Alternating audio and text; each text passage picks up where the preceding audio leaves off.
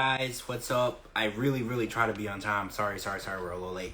What is up, everybody? Happy Monday, Happy New Year. I haven't went live since New Year, right? Happy New Year. I'm not sure. Happy New Year if I have or haven't. How is everybody doing tonight? I'm waiting on Kara and Dee Dee. Well, Kara's here. Never mind. I'm waiting on Dee Dee. Hello, hi. We're talking about episode 12. We got back from a 2-week vacation.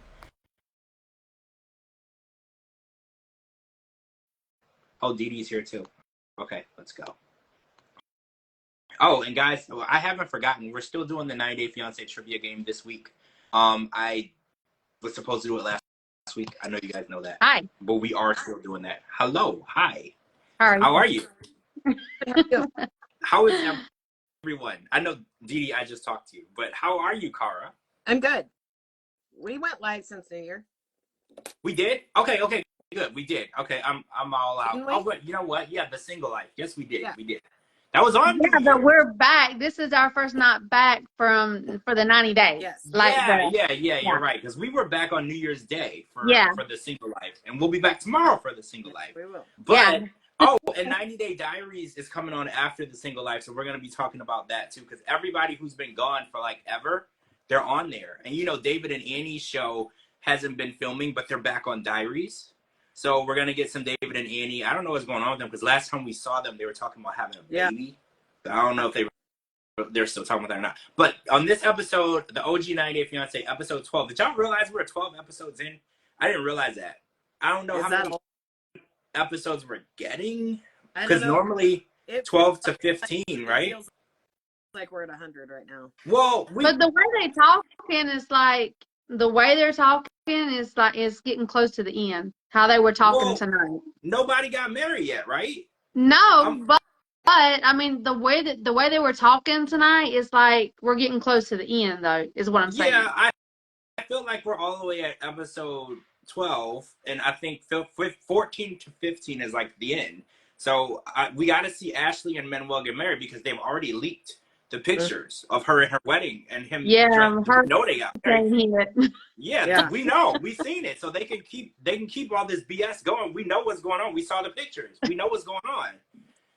All right, so I want to talk about a little bit. Well, where do y'all want to start? Because at first, I wanted to talk about Jasmine and Gino first because we found out that Gino in his mid-50s wants to have a kid. And is this kind of the first we're hearing about this? Because he hasn't really talked about it. He's talked about it before. He's talked about it before. He said it last season. Oh, he said it last season. And what was Jasmine's reaction? I don't remember. Nope. No, she was not having a baby. That's what I thought. So now it kind of seems like she wants to make him happy. I don't know. Like, I feel like she has 2 kids and she wants to bring both of her kids over here already. So that will be 3 kids. You know, Gino is going to be working. You know, he's a career man. It's going to be bullshit. She'll find some bullshit excuse. Just like the fact that she's hiding half of her ass in Dane's wallet. She's going to find some bullshit excuse why she can't have a baby or couldn't get pregnant or had a miscarriage or something. She'll think of some bullshit. Well, she's saying because her son, JC, I believe his name, was born with special needs, he's nonverbal. And that's what's scary. Because she's scared that she could have another child who would also need that type of care. But I don't know. I feel like those are such random things, right? Because it's... I'm not trying to knock her as a parent, but if you have a kid that has special needs, number one, you don't bail to a different country in hopes that you can bring them later. Yeah. And number two, if you're going to have another baby, who gives a shit if your first kid has special needs? You still love that kid just as much. Yeah.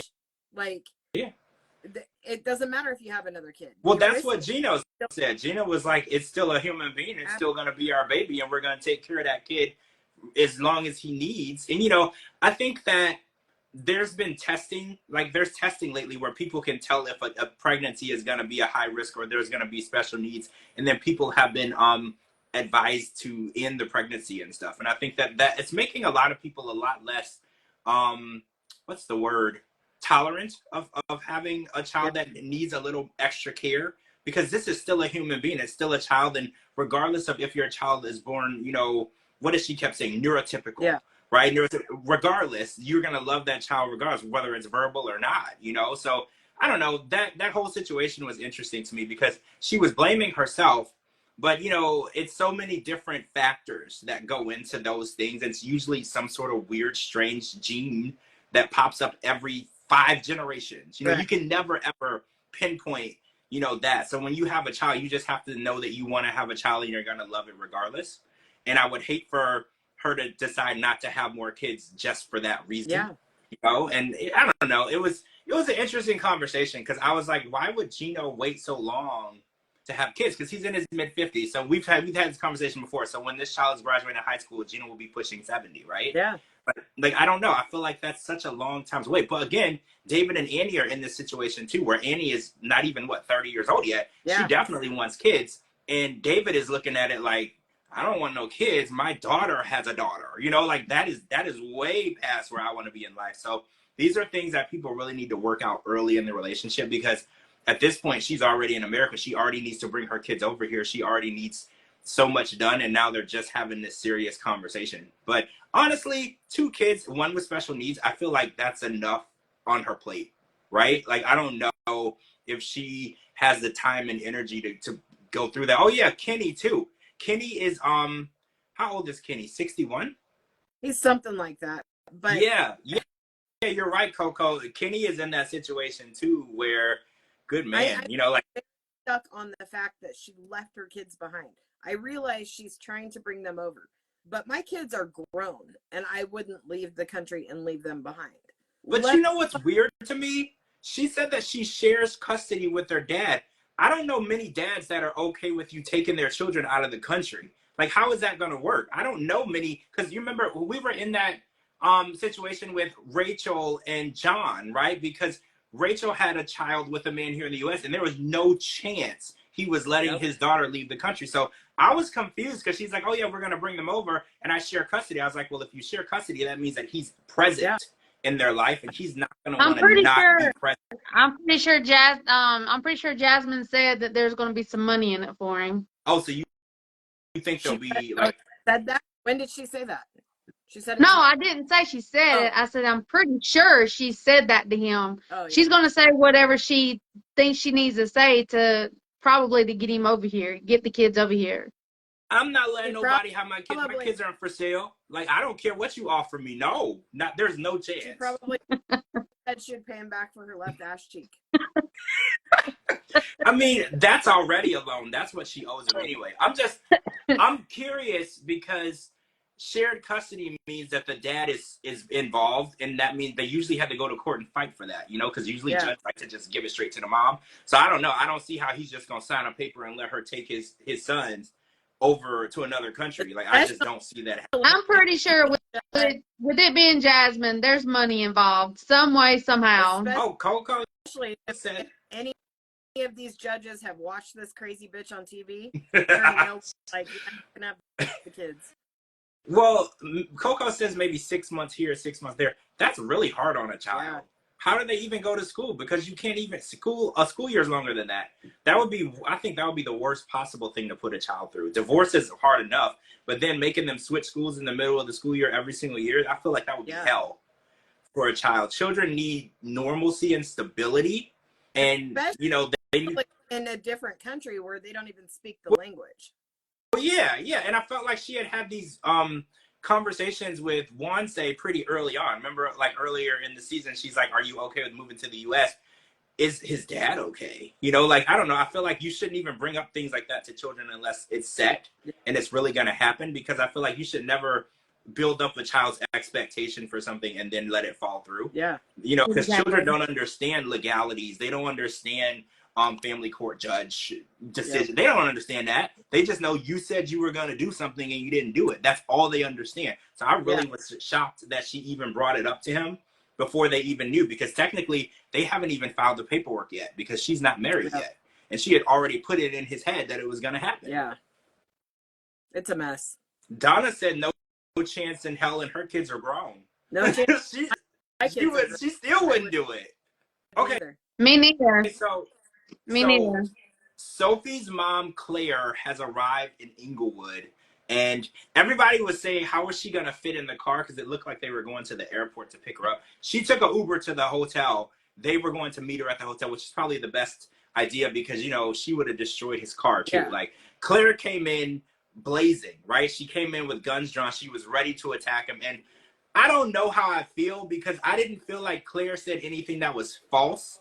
I do feel like there was years, and especially the last 10 months, where Rob could have prepared more to receive Sophie. And Sophie was like, oh, well, I said, hey, it's getting closer and closer to the time that I'm going to come here. Would you get a job? And he kept saying, oh, I'll get one. I'll get one. I'll get one. Boom. He still doesn't have one. And it's like, I feel like Rob gets super defensive when anybody calls out his lifestyle and things that he could be doing better. And I know, I know it's hard to be criticized, but you have to, as a man, you have to be able to take criticism. You know, I feel like that's part of life, not just as a man, as a woman too. Like, as a human being, you need to be able to take criticism, constructive criticism. That's how you become better. And I feel like he's not, deep down, he's not okay with the way his life turned out, but he pretends like he's totally fine with it because he's like, oh, this is fine, you know, for me as a single man figuring out my life. And I'm like, bro, you're 32. When are you gonna figure it out? Like, not, and it is, I gotta say this, it is 100% fine for him to live there and try to figure out his life. Don't bring anybody else into it. Still, I have so many unanswered questions. So the mom said everything I want to know. I mean, she said everything I wanted to say. Like, you're a piece of shit. Get off your ass. Get a job. What is this? Is this a tent? Is this a homeless thing? She said everything I wanted to say. But how the hell, he literally said, I have nobody to help me. I can't just get help. Yeah. But he doesn't have a freaking job. How is he sponsoring her? Oh, see, that I don't know either because it's almost been a full year, I think, since he's had a job when she arrived. Yeah. So well, we were talking about this a couple of weeks ago. Remember about him working? That he probably had a good job whenever he filed, and then once he got approved, that's probably when he quit work. Yeah, but so you still have to prove your income? I don't know. See, these are really good questions because you would think up until the approval process, they would periodically check. But I know when you buy a house, you just have to prove everything at the time of your processing of your application. Like, technically, once you're approved, you could not be working. They're not checking anything. If you look at Gino and Jasmine, he quit. But right before she arrived, he quit. So it's like, I don't think that they're periodically checking. But he's got $1 billion. He's got $1 million in the bank, so he can show. He can quit. He can show statement and say, "I'm good. You know, here's the money I'm going to support her," and you know, he's got proof. What does Rob have? Like, unless Rob got $1 million, we don't know about. I'm going to go ahead and put. I'm gonna put $1 million on it that Rob doesn't have $1 million. I'm just gonna put it out there. Yep.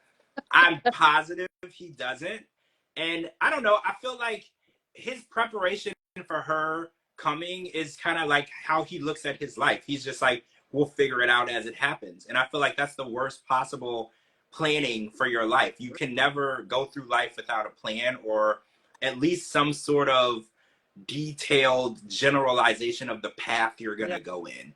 Because he was like, oh, this is fine up until we can find something else. But I'm thinking, if you're not working now, finding something else is literally impossible because any place that you apply to live at wants to see proof of income. So it's not just because he's like, oh, a month or two to figure it out. It's not a month or two because you have to find a job, start getting checks, and then you can actually start applying. And who's to say his credit is even good? You know, because they're going to run your credit. It's not just if you have the money. Like, getting a place to live is way more complicated than just showing somebody some money on a piece of paper. Yep. And I feel like he never thinks past what he's doing right now. And I feel like that's probably how he ended up, you know, in his life where it is at that moment. Obviously, I know he's driving a really nice truck right now. If you guys follow him on Instagram, he has a really nice Jeep. He seems to be living in a place with indoor bathrooms and plumbing. So he's doing better now. I just don't. So he got paid from TLC. That's that. Now what? Do you think that's all he did? Do you think he actually has a job? Because he keeps saying on Instagram that he has a job. He said he had a job all along. And then today we find out he's never had a job. Not for like, the whole time like that whole year. Yeah, it's crazy to me. And, you know, I'm not saying that it's easy to get a job. I'm not going to sit up there and lie and say that anybody can go get a job and it's fast because, you know, the economy and the recession and we're in everything. But when you have somebody especially somebody that he described, his words, as a spoiled human being who's used to the finer things in life. If you know that this person is coming to live with you, I think that it would be in your best interest to at least give her acceptable conditions. I'm not saying that you need to move into the Taj Mahal, okay? Like I'm just saying you need to give her acceptable conditions. Acceptable conditions, even if you were in a homeless shelter, there are indoor bathrooms. Okay? Like let's just be real. There are indoor bathrooms. And the way that Claire reacted to that apartment, I felt was spot on. Yep. Every concern, because I was like, I want to be mad at her, but I'm like, where's the lie? I don't see no lie. Yep. She's asking valid questions. And she's saying valid things. Like, you should have planned better. This is unacceptable for both of you. Like, it's what you do with your life is your business, right? You can live anywhere. You can live in a cardboard box. That's on you. When you're bringing other people into your situation, that's when it gets complicated, because she's a mother, right? Because I was talking to someone as the show was airing, and I was like, as a mother, would you react the same way? And they were like, hell yeah. They're like, that's my kid. I'm going to want to know that my kid is being taken care of. And they're like, not that I think that a man is supposed to take care of a woman, but in this particular situation, he signed paperwork saying he would. So it's not necessarily that she's a damsel in distress. It's more so he signed paperwork that said he was going to take care of her. And then when she got there, she's peeing outside. That's the issue. Right. Well, as all I got to say is, if I were to walk up in a place that my daughter was living with a man like that, I would have beat him down to the ground, and I would have shown him how to treat a woman, and then I would have got my daughter's crap, and we would have got up out of there. Because they ain't no man. I don't care. My daughter is very independent. She's a very independent person. She knows what her self-worth is. Mm-hmm. And that's how, but this is what I'm seeing with Sophie. I don't think Sophie realizes her self-worth. You know, because anyone else that would walk, or even walk into an apartment, if I were dating someone and they tell me that they're going to have me living, you know, at least a decent lifestyle, and I walk into that apartment, I mean, come on, that is a punch in the face and a kick in the balls. Yep. Come on. And laugh in his face, turn around and walk out. Are you freaking kidding me? Yeah. But also look at David and Sheila. David's, he's literally working 3 jobs, and Sheila's not high maintenance. He's working. Not at all. You're right. You actually, see, that's very true. He's doing everything that he can. He paid for her mother's funeral. Yep. You know, he's doing everything that he can to make her life better. And I feel like Rob is doing absolutely nothing to accommodate her. And it's not necessarily to even make Sophie's life better. Sophie has a great life on her own. You know, but oh wait, I want to ask y'all a question. Rob said he was like, y'all don't know what it's like to struggle and have to do everything on your own and be independent. So he didn't really respect their opinion. How do you feel about that statement? I mean, I get that statement. If you've never been at the bottom, you don't know what it's like to build your way to the top. But also, he doesn't know her mom's life. He knows the bits and pieces Sophie said. So he was very blind to say that, in my opinion. I felt like he didn't have enough background information. Yep. Like, Sophie made her life seem like, when she was telling us in the beginning on the first episode, that it was great. But then she also told us that she was estranged from most of her family and did work jobs herself and did take care of herself. She said growing up, things were easy. Yeah. But I try not to judge people based on how their life looks, because Instagram and life are 2 different things, right? There's people who can perpetrate a really good life and they are struggling, and vice versa. Yeah. So I try not to judge people. And then there's people who worked an amazing job and then that company went under, or somebody from that company was doing wire fraud. You know, there's all these different things, and their whole life could completely change, and you remember them, you know, driving an Escalade and the Maldives, but their life isn't like that anymore. So I hate to judge people based on one section or one part of their life and say, oh, you don't know what it's like to struggle. You know, because I know what it's like to struggle. I grew up very, very, very poor. Like, it is funny because this story is kind of personal for me, because in the house that I grew up as a kid, we didn't have plumbing. Like, there was no bathrooms that worked. There were bathrooms, but the plumbing didn't work. So when I saw that their bathrooms were outside and everything, I was like, I really understand how Sophie feels, but I also feel like Rob should have done better to provide. she's not asking him to go out and work 3 jobs, you know, like David. She's just asking him to get one. You know, she's just asking him to plan for a future together. That's all she's asking him to do. And I feel like that's not even asking that much. Like, if I'm gonna come somewhere and I can't work, I can't take care of myself, I can't help you, you would have to work a little bit of overtime until, you know, that situation can be rectified. And I feel like he didn't do anything. Yeah. He hasn't even tried to give her the bare minimum. No. I mean, And nothing. when she asks for the bare minimum, he get pissed off. Like, she's not even asking for Chanel. But y'all remember Anfisa? Soon as Anfisa got here, she was like, I'm going to need a Chanel bag, a Louis bag, $10,000 per month allowance. I'm going to need a big ass house. I'm going to need, this is literally, she asked for, yes, Donna, a $30 duvet. This is all she asked for. And a bathroom indoors. And he was like, you are a spoiled, disgusting human being. And you need to learn that that's not how life goes. Life literally goes this way. I don't know very many people that don't pee indoors. Like, Right. she's not asking for anything crazy. Like, and I feel like he also tries to make her feel bad for asking for necessities. He wants her to feel like you shouldn't even be asking, but she should be asking you because you brought her over here under the impression that you were going to take care of her. Like, I don't know. He rubbed me the wrong way. Did you watch Pillow Talk last week, or whatever week, where Kim and Jamal were talking about the Yes. day? I did. Jamal was spot on when he's like, so he can't get her a $30 comforter, but then he says, although the way Sophie talks, a duvet sounds expensive. It does. It does. There's a lot of talk on Twitter. People were like, what's a duvet? What do those cost? And then when people posted pictures like of how much they cost, like $20 at Kohl's, people were like, oh, it is true. When in her accent, though, we have to say, when she asks for things, it does sound really expensive. Well, because it's just her accent. Really, in her soul, she doesn't really want a duvet, like something from Kohl's. She wants something from Macy's. She wants it goose down, and it has to be genuine, and it's imported from Italy. That's what she wants. Yeah. I mean, but she'll settle for the $20 one at Kohl's. Well, yeah, at that point, she was like, well, look, at this point, I'll take the $20 one, but, you know, in the future, a year from now, I am going to want the one from Macy's. And I mean, when you pick a high-maintenance woman, you know, like Gino picked Jasmine, right? He picked a high-maintenance woman. He's not going to get away with the Kohl's version of anything.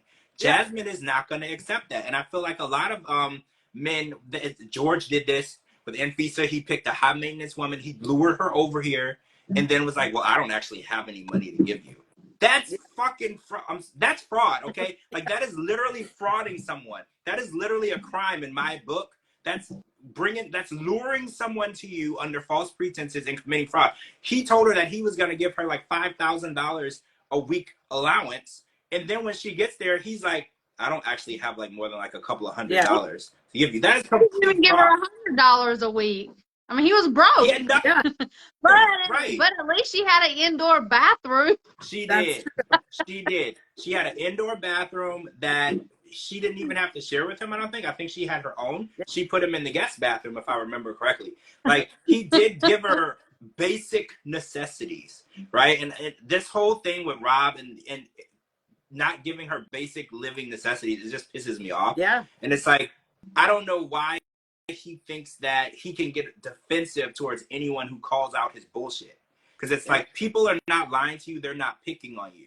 Because he's like, oh, she says disrespectful things. It's like, but the truth can't be disrespectful. The truth is just the truth. It might sting, but it's not disrespectful. The truth can sting a lot when it's said out loud because you don't like the way it sounds, but it doesn't make it any less true. You're a deadbeat, bro. Yeah. Like, you brought her over here and you can't take care of her. What do you think her mom is going to say? I've never met a mom who was like, oh, yeah, I'm so glad my daughter's with this deadbeat who doesn't take care of her and she's sleeping on dirty-ass sheets that has dog pissed on. I've never met a mom who was cool. That to this day, never met one. And cockroaches everywhere. I mean, and he was bracing himself. It's so funny because she was like, are you excited that my mom's coming? He's like, yeah. Like, he knew what was coming. He knew it. It's like, if you know that your behavior is so disturbing, that you know the idea of someone seeing the way that you have her living is going to bring a problem, that should be enough fire underneath you to change. Yeah. Right? No one can call you a loser if you're not a loser. No one can call you a deadbeat if you're not deadbeat. Because if they do, it wouldn't bother you because you know it's not true. It bothers him because he knows that these words are true. And the truth can really be a good motivation, but for Rob, it's just a way for him to yell at people. Yeah. I agree. I can't wait. All right, so let's jump on the Sam and Citra train, right? So Citra said that she's totally fine with Sam possibly going to jail because she said, I waited 2 years to get approved for this visa, so I want to be with you. That was such a weird thing to say. Did y'all read that the way I read it? Yeah. Because I was like, she basically said, well, I'm stuck with you now because my visa is in process. I can't just walk away now. Is that what y'all got, or did you get something else? She didn't. I'm staying here regardless because all I want is my green card. That's what I heard. Okay, that's what I heard. Because she said it like, well, I'm here and I waited 2 years, so I got to wait it out. And I didn't feel like that was very convincing. But Citra hasn't been super convincing this whole time that she loves Sam or whatever. And the fact that we know that Sam's brother is now engaged to Citra's sister, it just makes you question the whole situation. Like, because, you know, the sister hasn't arrived yet. So in the little bit of time that the sister did arrive in the future episodes, Sam's brother has fallen in love with her and now they're engaged. And so now there's 2 green cards floating around, right? So it's a super interesting story. So Citra said that her dad could possibly make her go back to Indonesia when he finds out about Sam's record, which is pretty controlling. You know, she's a grown adult woman, but I'm going to throw this out there. I don't know many dads who are like, oh yeah, you should, you know, stay over here with this guy who's going to be in prison, you know, for God knows how long. You'll be totally fine. I don't know any dad who's going to hop back on the plane and be like, I hope you figure it out, sweetheart. I'm going to go back home. Like, I don't know any dad who would be cool with it. Yeah, green card palooza, Donna. I feel like that's what it is. It's like, you know that video of Oprah and she's like giving everybody cars? Like, you get a car, you get a car. I feel like it's you get a green card, you get a green card, you get a green card. Everybody's just getting a green card from Sam's family. Yeah. Seems like an arranged green card marriage. Yeah, that is what it seems like. It's very interesting that the sister shows up and happens to fall in love with the first person she sees. Yep. Like, it's just interesting in my book. And I'm waiting to see there's 2 things I want to see. So Sam's mom met Citra and she was very respectful, which I think that a lot of moms aren't always respectful. You know, we watch Clear destroy Rob. Can we please ask why her name got to be Dee Dee? Like, that's my name. Oh, yeah, her name was Dee Dee. I mean, that's a my popular name. name. Nobody else can have my name. That's my name. I mean, well, you also are sharing it. Hold on. Technically, it's my middle name. Wait, it's your middle name? Seriously? Yes. I didn't know that. And you guys are sharing the name with the world's worst mother ever, Dee Dee Blanchard, too. So this is not a good year for Dee Dee's. Yeah. Right? That, like, Dee Dee's are getting dragged through the mud. I like that, guys. I'm a nice person. Like, Dee Dee's are getting dragged through the mud, and I am so sorry. Because that is not fair. Y'all are getting dragged right now, and it is unfair. I know a lot of Dee Dee's, so I know they're all struggling right now. It's funny because you literally look at my username every day. Oh, wait, Cara D. You're right. I didn't put the 2 and 2 together. Get out of here. That's crazy. My co-hosts both name her Dee Dee. That's crazy. I'm going to have to tweet that. That's crazy. I didn't even realize that. So. Oh my gosh, when I seen that, I was like, whoa, wait a minute. Hold up. So I'm only Dee Dee. Nobody can have my name. I was thinking the same thing. Oh, I know what I wanted to ask you guys. When it comes to spicy foods, so Citra likes spicy foods, and Indonesian food is very spicy, and Sam said that it's hard for him to eat. What kind of food do y'all like? Y'all know I was raised in Louisiana. Even our bread was spicy, so I like spicy. Do you like spicy food? So habanero spicy. Oh, not that hot. No, not that I hot. love it spicy. Really? Yeah, but Dee Dee, we're talking about food, not men. That's true, Dee Dee. We're not talking about.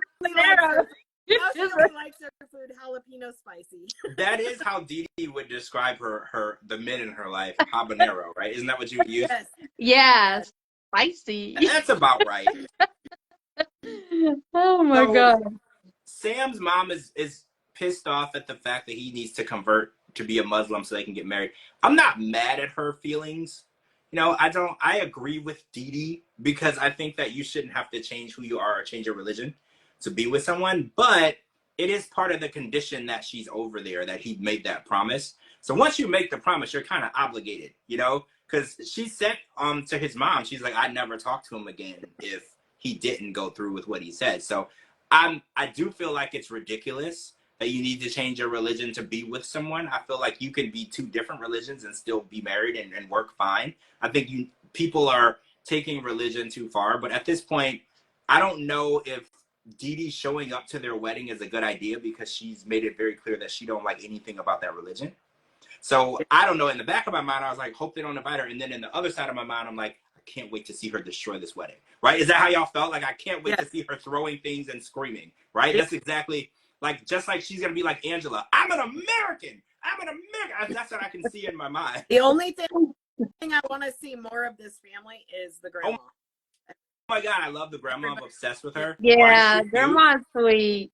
She's adorable. I love her. And one more thing. So Sam said that in the last decade, he hasn't been close with his mom. And then recently, now that he's on TV, she's back in the picture. Did anybody catch that? That kind of pissed me off. I don't like the opportunist type people. So I don't know if that's the case. I don't know where the hell she's been. I think she said she was in one of the Carolinas or whatever. I don't know if her moving back, because she had just moved into that house, has anything to do with him being on TV or not. But I really, really hate to see the situation where people pop back into their kids' lives right around time things start to change for the better. Like a TV camera or a new job, or they won the $1 million Powerball, and then all of a sudden, mom and dad's on. But I don't like that at all. It rubs me the wrong way. I don't like that either. I don't know if that's the case, though. I don't know. But the way that he described it, he's like, we haven't had a good relationship in the last 10 years. We haven't really spoken. Then all of a sudden, you're on TV and you happen to be showing up to her house with cameras, national TV cameras. It rubbed me a little weird. So we're going to have to wait and see how that turns out. Yep. All right. So Nikki and Igor were back. And apparently Igor, I like to call him Justin Igor. So Justin Igor was saying to Nikki that he had two, what does he call them? Sex friends? Is that what he says? He was literally fishing for an acceptable number.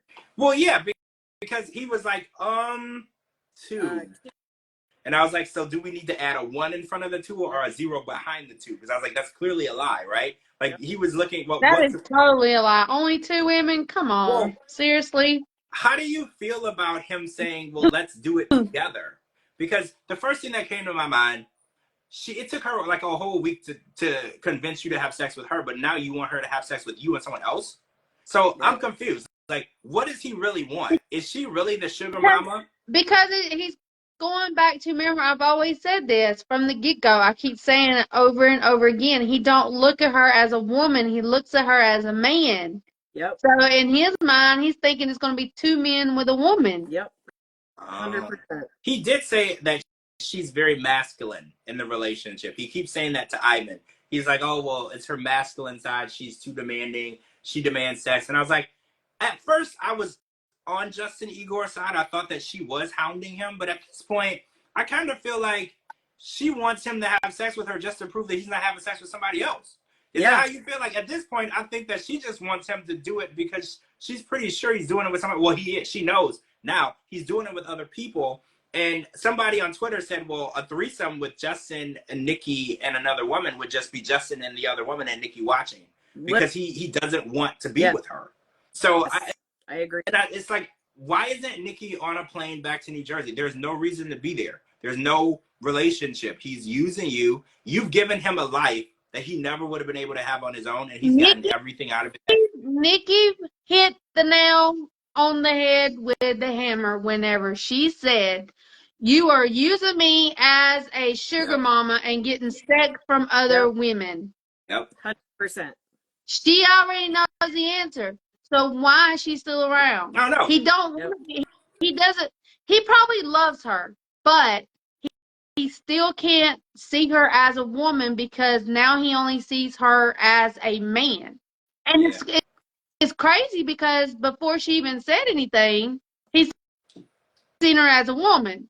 But now he can't see her as a woman. He sees her as a man. But she already knows that is all he wants is the money that she's giving him. Yep. That's it. Yep. She needs to run. I wanted her back on the next plane smoking out of there because I was like, you know what's going on. This man is using you. And I thought about it. I was like, she's like that rich aunt that gives you a check every year. You don't want to do nothing with her, but you want that check every year. And I was like, that's how Justin Igor looks at her. It's not sexual at all. She's improving his life, making things better for him, and he tolerates her in whatever way that he can to keep the money flowing. And sex is not something that he's willing to tolerate. He might kiss her, he might FaceTime call her, he might say I love you, but sex is off the table. And instead of just being honest, because he knows that's gonna actually stop the money from coming in, he's leading her on. And I think at this point it's been 17 years. You know, we all know what's going on here. We all know what's going on here. He is using her. And the fact that he's asking her to have threesomes when he doesn't even want to have sex with her, I think in his mind, he's like, I could have my cake and eat it too. I could make her happy and get her to stop nagging me. No, and then I could have him, he's going to have sex with the other woman and make her watch. Yeah. Well, yeah, that's exactly what when he's asking for a three-way, he's asking for permission to have sex with the women he's already had sex with. That's because we all know he don't want to have sex with her. I mean, he kind of insinuated that when he suggested it. He said, basically, so I can show you how easy it is for me to have sex with a woman with no feelings. I caught that too. Because he was like, I want to show you how easy it is. And I was like, but the whole trip, you've been trying to make her see how hard it is for you to do this with her. So I was like, you're basically saying you could have sex with literally any woman that you meet. It's just Nikki you don't want to have sex with. That's exactly what he was saying. And yet, here we are. She's still here. And how does he know that these women that he's had sex with isn't trans as well? Yeah, he doesn't. Well, true. He doesn't know that. Because there's some trans that unless they tell you they trans, you would never know. Oh, yeah. I don't know if you guys watch the TV show Pose. It's a show has a lot of trans women on the show. Beautiful women. Like if you were watching this show, because I remember I turned it on and they were like, oh, all of these are trans women. They all have different careers or whatever. You would have had to pay me to believe that any of these women were trans. They were so beautiful, like flawlessly beautiful. So it's called Pose. Pose, right? Yeah. The Diva Speaks. That was a really good show. It ended unfortunately, but man, if you've ever watched that show, you know for a fact there's absolutely no way unless somebody tells you. There's no chance that you would ever know. Like there are women that are just look like straight up fell out of the sky from heaven, beautiful, that were born a man. You'll never freaking know. Is it just me or does Nikki's mom look 10 years younger than Nikki? Yeah, and she does. She does. I saw it too. I saw it today. I was because like, of all that plastic surgery Nikki's got. Yeah. Nikki should have stopped whenever she was ahead. I mean, she's done way too much. Way too much. When she was known for being $1 Million Barbie, you know, we actually, I've seen pictures of Nikki way before. This is years and years ago. She was like in news stories because all of the money she spent on plastic surgery. And I remember seeing her back then and she was beautiful. I'm not going to say she's not, but she looked so natural, right? Like she had a natural look to her back then. And then she took it, you know, farther and farther. And now she just looks she looks plastic, right? Like that's the best way to put it. She's very plastic. She doesn't look natural anymore. And unfortunately she lost that. And, you know, we seen it with Darcy and Stacey. You know, you take it too far. And I think that filters is really what is hurting people. I think when people use these filters, they want to make themselves look like these unrealistic filters on the apps. And unfortunately, you know, I think that it's an addiction and people are too obsessed with becoming a filter and they want to look like that. And surgery doesn't, I mean, it does make you look like that, but in regular everyday life, that looks strange. Like you end up looking strange because you're not supposed to look like the filter. You're supposed to look normal, but they take it too far. Right. I seen Stacey the other day with no filter. I was like, what am I looking at? Like, oh my gosh, she has went way overboard. I read it was in the hospital way actually. Wait, Yeah, she was in the hospital, but they took pictures of her with no filter, no makeup, no nothing. Yeah. It showed her legit face, and to see her legit face up against the pictures that her and Darcy be taking, hands down, it's filter. Oh yeah. when? Everything. What was she in the hospital for? I missed this. It I don't didn't know say. It just said what. that she Is that she was she in the okay though? hospital. Right? Everything good? Oh, I don't okay. know. Okay. It Good. just said she was hospitalized. I gotta ask around. I didn't know. This is crazy. I Yeah. didn't know anything about that. That's crazy. Okay, so I want to jump over to Ashley and Manuel because hey, Kimberly, hey, bestie. I want to jump over to Ashley and Manuel because we were watching them. Ashley brought over Manuel's childhood friend, who also happens to be in New York. You know, his family, his friends, everybody seems to have a plan to get to New York. Questionable, right? I'm not saying nothing. I'm just saying it's very interesting that they all managed to get over, you know, over there on their own fruition. I guess I don't know. They've all figured it out, but Manuel is getting bothered by the excessive spending of Americans. And I think that where he comes from, he said he has 4 pair of pants and 4 or 5 shirts, like period, to his name. And he said that he doesn't need any more. And then I hate to be like this, but I kind of relate to him because he has like the poor man mindset. And I grew up in the hood, in the ghetto, and we didn't have very much money. We didn't have food. We didn't have our car was really loud, sound like a lawnmower. Like, so I know what it's like to have what you need and nothing else. Mm-hmm. And, you know, I was really happy growing up. I didn't know what it was like to have excess stuff. Yep. So now it's really interesting when I go about my life, when I go shopping and do things, I have poor man syndrome. Like, I always look at the price of things and I always haggle prices. Like when I buy cars and stuff, I still have the mindset of a poor person because it never leaves Right. you. You know, even if your life changes and you're doing better and you have a good education, a good job, it never leaves you. And I think Will Smith talked about this years back too. He was like, I have more money than I could ever spend. He's like, but when I go shopping, when I buy a couch, I look at the price. He's like, because that's just, I know what it's like to not have. So when Manuel was explaining, like, you don't know what it's like to never have anything. And I was like, I kind of understand, you know, when you come from such humble beginnings and you have to stick together, because when you come from a family where y'all have nothing, you have to stick together and look out for each other. So I tad bit understood, you know, how he felt, and adapting to that is difficult. But we found out that Ashley sent 2 payments, 1 per month, to his family, and he feels like that's not enough. So I want to get your reactions of that. Do you think that 1 payment a month is unacceptable? Because she looked at it as, y'all are lucky to get anything out of me. You're not my family. Absolutely. So, like, how do you guys feel about that? Pack his shit up and send him home. Really? Like, because I'm so like, I'm done with these people, but I want to punch him in the face. Is it because he is entitled to her money? I feel like he's entitled to her money, and I feel like, because he said that she says that I'm lucky and that hurts me. And I was like, bro, you are lucky. Yep. Based on the life that you were living and based on the life that you're living today, you're lucky. Yep. And that's not a hurtful or nasty thing to say. He's in a much better situation than he was in back in Ecuador. Yep. And I don't know why he takes it as an insult. Why is he insulted by that statement? Because he's an idiot. They are both idiots. And okay, she's a witch, but she don't know none of this is going to happen. Yep. Like, come on. Can we please get the false witch off TV? I mean, she's fake. She's not a witch. I mean, if she was a witch, she would have cast a spell for him to stay in love with her. I feel if like she was a witch, she would have done everything to make him like. She's not a witch. She's not a whatever it is. This other word y'all be using in English. This mild word. I can't even remember what y'all be using. She ain't none of that. Oh, well, she says witches aren't psychics, but they can still see things, right? Oh, wait, witches cast love spells. So wait, no, witches don't.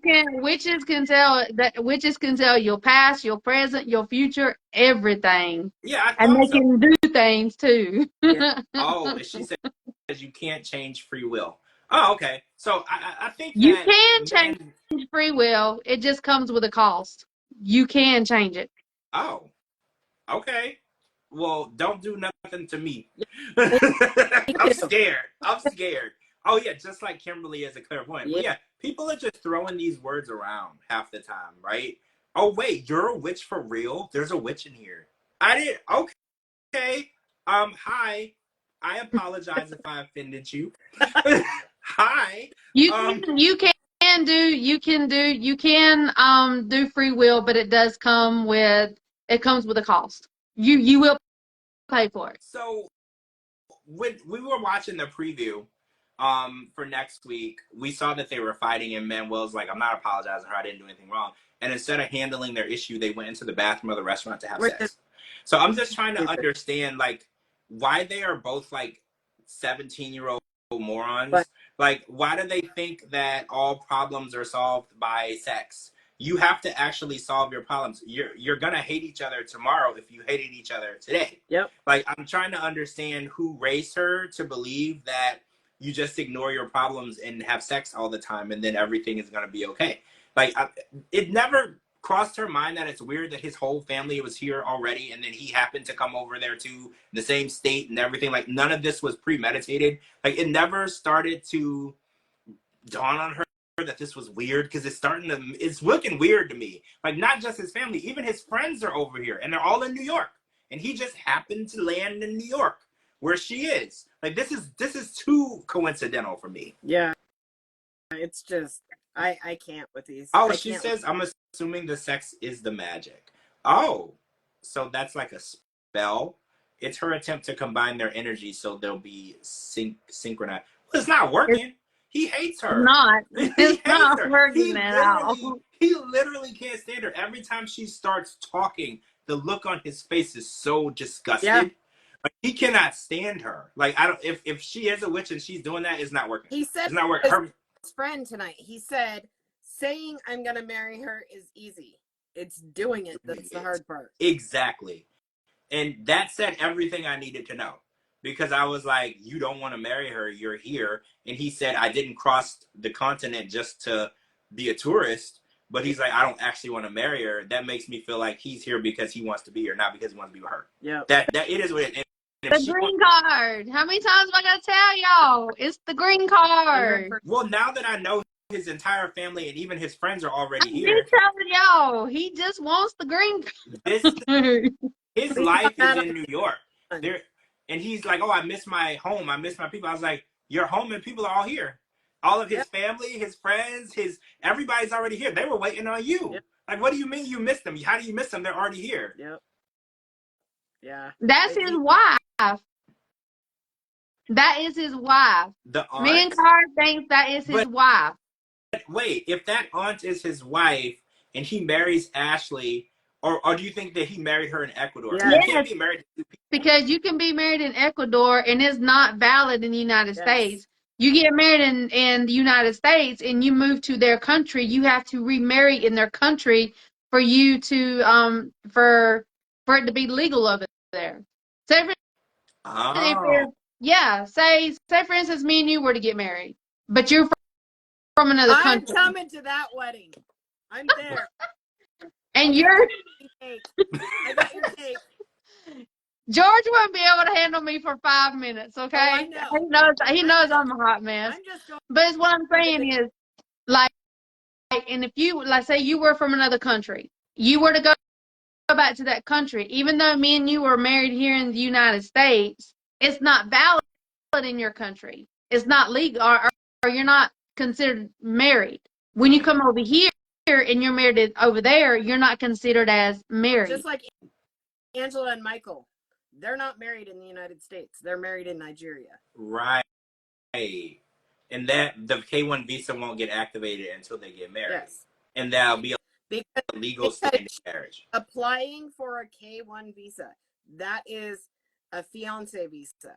If they were legally married in the United States, it would be a spousal visa. Like John and Rachel, they're legally in the UK, it transfers over to the US. So that's why there's this taking longer, because she's applied for the spousal visa, which means as soon as he gets to the US, he can start working. Issued papers immediately. Ah, I see. Man, this is crazy. Oh, so I want to talk about Clayton and Annalie. I think we talked about everybody but them, right? I think so. Mm-hmm. So we find out that she's pissed off, you know, obviously from being shamed for not having sex with him. But then they did have a serious conversation about her not telling her dad. You know, he talked to Cameron and he was like, look, I think that it's a red flag that no one knows you exist. Yeah. She came all the way to another country. She's living with you. She says she's going to marry you. She's not having sex with you. She's not, you know, she's not the person that she said she was going to be before she got here. And she also is holding you from her family. And I think that he's right. I feel like there's something else, like an agenda going on with Annalie. And the way that she reacted to him asking her to tell her dad, it was really alarming for me. It was a big red flag. I was like, why is she so angry? You know, she was like, and then he was like, well, you know, he said what we always say, like, well, what if they pass away before you tell them? And she's like, oh, so you're wishing death on my dad. Like, she overreacted to everything worse than it was. And it's like, if you really love somebody, you're going to tell your family you're with them, and if they accept it or not, they accept it or not. You know, like if you love somebody, at the end of the day, they're going to either choose you or not. So, and I think it's weird that she would move to another country and not tell her dad, because if she really cares about her dad and loves her dad, because remember Thais did this? Y'all remember Thais? But her dad knew where she was.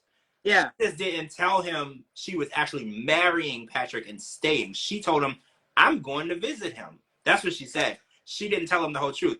Annalie's dad don't even know where she's at. Yeah. Like, he don't know what she's doing. And I was like, if you really cared about your dad and you loved your dad and you wanted to have that respect for him, you would tell him what the hell you were doing. And I feel like she's doing something shady. We don't know what it is, but she's over here doing something shady. And I feel like maybe her dad does know. He's a part of the plan, so there's no purpose to tell him, you know, but maybe the dad doesn't want to be involved in like the fraudulent part of it, allegedly. So maybe he's like, well, I don't want to have a relationship with the guy you're tricking into getting the green card. I don't want to talk to him, because maybe he has like a conscience that he would feel bad. I don't know what it is. All that's alleged. It's in my mind. My mind just goes crazy. But I just feel like the way that she reacted was a red flag to me. Like the way that, and the fact that she's been there for like a month and they haven't had sex. And I don't know, like when you move to another country and you say you want to be with this person and marry this person and start life with this person, intimacy is part of that.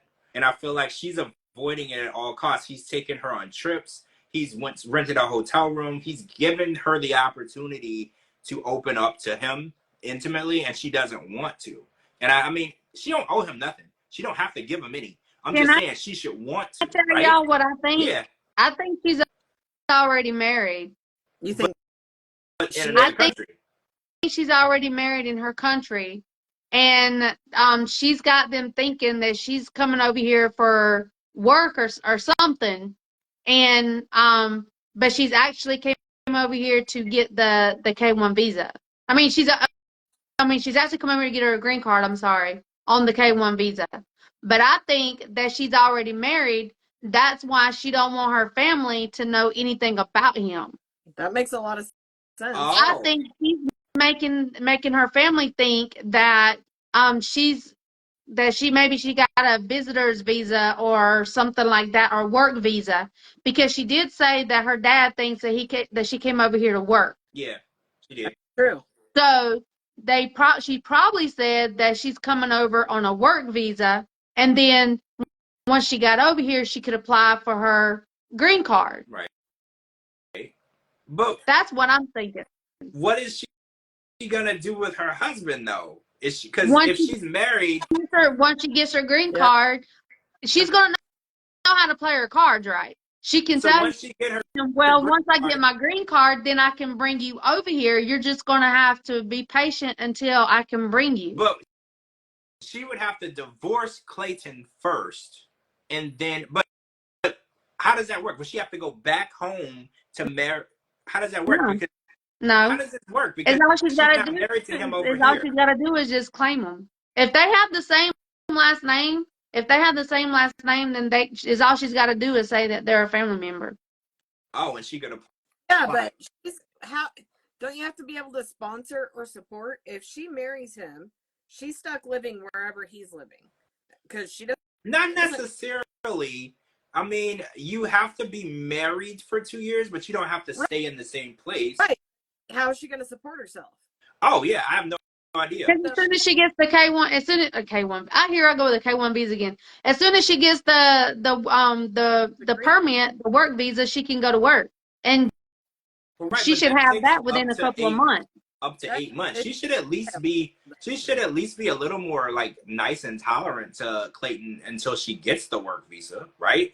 I mean, I'm not, because I don't want to sound sexist and say that, oh well, she should be having sex with him just because she shouldn't. A woman shouldn't do anything she doesn't want to do. But it's just really peculiar that she would come over here and pretend she's in love with him and not want to touch him, right? Yep. Kind of like what Igor is doing with Nikki. It's very peculiar. I mean, everybody has their own consent. If you But don't I want to think do anything, she's already married. I think she is and already married. That's definitely something I'm gonna look. she would look at having sex with Clayton as cheating on her husband. Is that what you feel? Yeah. So she won't do it. And once she gets her work visa, she's probably going to want to leave Clayton and start a life on her own. Once she gets her green card, then there's nothing Clayton can do. Once they get married and they file the paperwork, we already know. Yeah. Even if he wants to get her deported, they're not going to deport her. Yep. We learned that from. She's still going to get her green card. Yeah. So Yeah. how do we know she ain't done her investigation to see how far she can get if she gets married? But Well, she's very without educated. having to be with him. She's very educated. We saw that she had a college degree. She's very educated. She's a very smart person. So I feel like if she's over here and she has a plan, it's well thought out, right? Like I feel like she has her cards in a row. She knows what she's doing. I just don't know if Clayton is stupid enough to go along with it, because it's like, if you're living with me and we're in a relationship and you won't touch me, I don't know how long that relationship is gonna go. Only because you should want to. But, and if Clayton keeps putting his own damn foot in his mouth, which is giving her all the excuses in the world. He keeps saying stupid shit, and she's like, "Oh, that turns me off." Done. Oh well, yeah, she's capitalizing on the fact that he has no idea how to handle a woman. Yes. And she's capitalizing on that because everything he does is wrong. But it's because he's used to playing video games with dudes. He doesn't know the right way to go about it. But he has. Now, hold on, I have to debunk this theory, because in the beginning, they said that he met her there. Yeah. In Peru. Right. So how were they together there? Were they having sex there? See, that's what he said. I don't think that they had sex. I don't remember him saying that they had sex in Peru.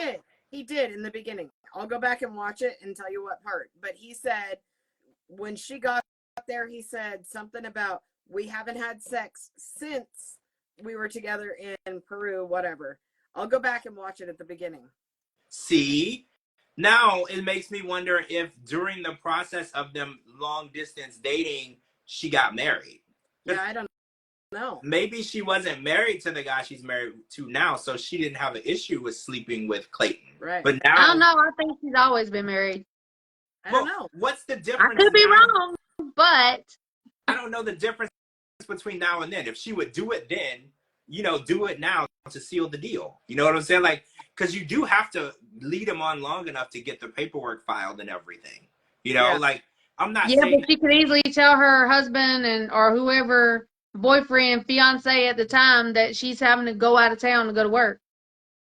Oh, that's true. That's true. Wait, Coco, you're right. Coco Puff said he did say he had sex with her in Peru, and we initially thought she wouldn't have sex with him here because of his mom. That is what she told us, because the mom was in the closet. You're absolutely right. Yeah.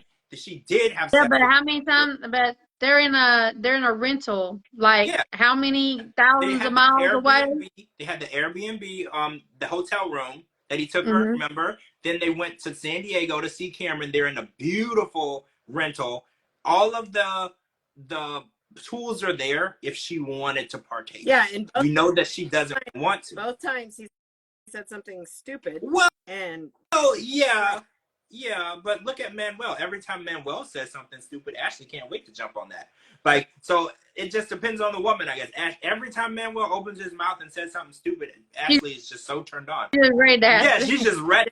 She's just ready. Mount him wherever he's at. Like, she's just ready. Anna Lee is just like, every time he opens his mouth, her legs close a little bit more. She's just Yeah. like, ugh, I just can't stand you. Remember, what was that girl, Rose? Every time Ed tried to say Rose was cute, Rose was like, Every time Ed said Rose was cute, I did that. Right? She was just like, please stop. I'm like, don't. Like, you're making me want to throw up. Stop.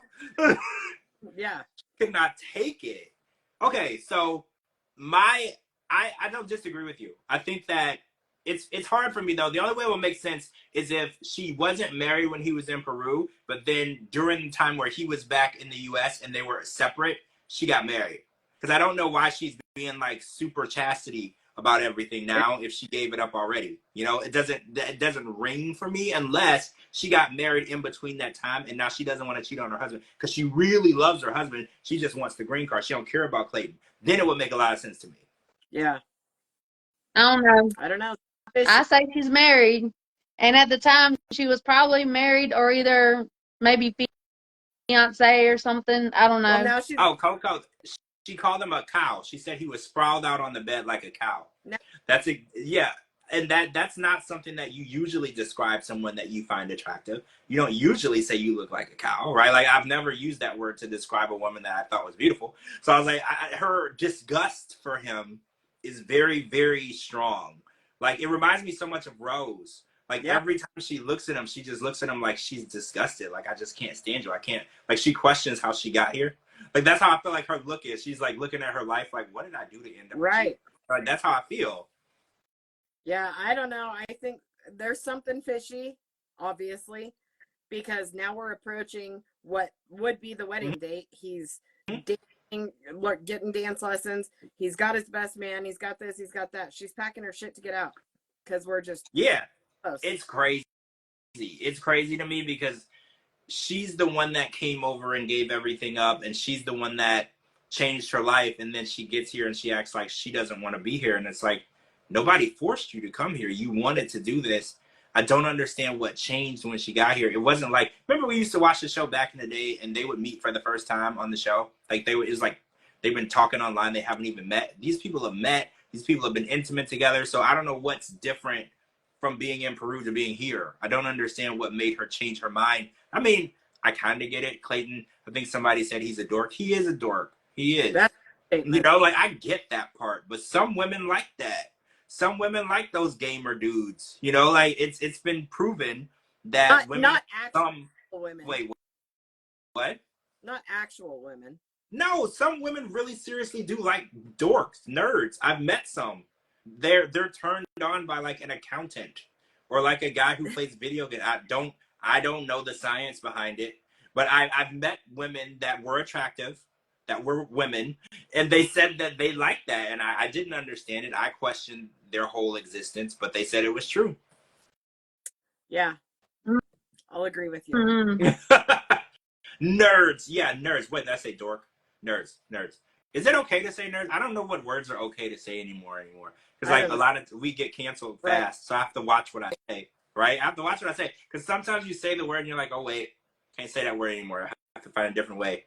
To, look at us striking. Look at you're just striking out. Right? Oh wait, she aimed for a lonely gaming guy. He's an easy target. Wait. See, Coco, that might actually be true. Did you see that? What? Miss Nomadic is also an accountant. Are you kidding me? Please don't cast a spell on me. I am so sorry. I don't know how this is even possible. I'm sorry. I didn't know you were a witch, and I did not know you were an accountant. I am not picking on you. I swear. I didn't know. I mean, her screen name is Miss Nomadic Accountant. Oh yeah, that's my fault. That's my fault. It's right there. Yeah, I'm batting 0. See, this is why I don't play baseball. I'm batting 0. You're right. This is completely my fault.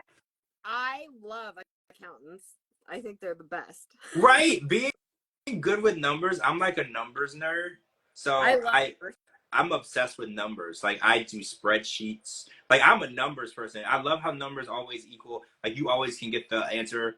It's like it's hard to explain. I don't want to get too nerdy on y'all, but like I really do. I'm a big math person. Like when it comes to, you can give me any type of math, taxes, interest, agreements, whatever. I'm all over that stuff. Absolutely. She'll cast a spell and do your taxes. Right? Can the spell be I don't have to pay taxes? Oh my god. That would be even better. That's a really good spell on Yeah, me, can I get that one? Because I don't want to pay them anymore. They're high. Okay, guys. So Yeah, we need a good spell where we get like hundreds and thousands of dollars back this year. can I get like an unexpected refund? That would be nice. Yeah. Like that spell would be nice. All right, guys. So tomorrow we're gonna come back. So tomorrow, Single Life episode 2 and 90 Day Diaries episode 1. So we get 1 hour of the Single Life tomorrow, 1 hour of 90 Day Diaries. So we're gonna come back tomorrow afterward. We can probably knock them out both in one live. We're gonna try to do this, and then wait, that's it, right? Because everything else ended. Everything So that's gone. it. Oh yeah, so that's it. Oh, there's a new show. It was called like Love in Translation. I don't know if you guys saw that, but it's gonna be starting, and it's about people who are dating women or men who are in another country and they have no language. No, so what it is there's a bunch of women that speak not a lick of English, and there's 3 American men, and they only speak English. And so 3 men and then a bunch of women. Do they get to pick the woman they want to date? Oh, this sounds good. Yeah, so we'll probably be watching that too. I'm excited. And this week, we're gonna do the 90-day trivia game. We were supposed to do it last week, but it was too busy. But we're gonna do it this week. I'm shooting for Thursday. So I'm gonna post a story and make a video and everything so everyone knows what's going on. And then hopefully all of you guys can join me. Please, fingers crossed. For the 90-day trivia game, there's gonna be lots of cool prizes. There's gonna be a lot of fun trivia questions. So if you've been watching 90 Days since the first season like me, you're probably gonna know all of this. But if not, it'll be fun to just catch up because we're doing lots of different categories, but one of the categories is OGs. So we're going all the way back to the beginning. So I know a lot of times great because we've all watched from the beginning. Yeah.